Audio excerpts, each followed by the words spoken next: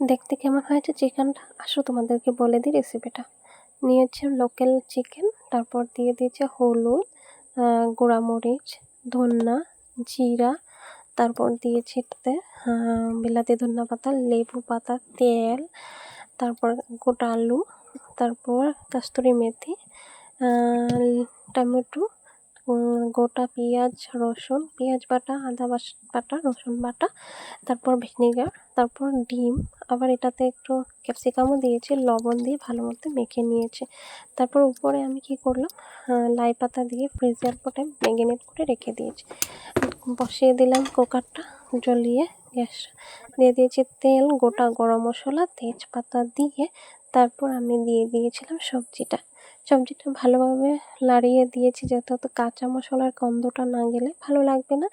তো ভালোভাবে নাড়িয়ে কাঁচা মশলার গন্ধটা যাওয়ার জন্য তারপর হালকা পরিমাণে যতটুকু পরিমাণে জল দেওয়া হয় তত পরিমাণে জল দিয়েছি। বেশি জল দিলে ভালো লাগবে না, কিন্তু আমার হাজব্যান্ড লোকাল চিকেন দেখে জল দিতে বলেছিল, তাই অল্প ঝোল ঝোল টাইপের হয়েছে।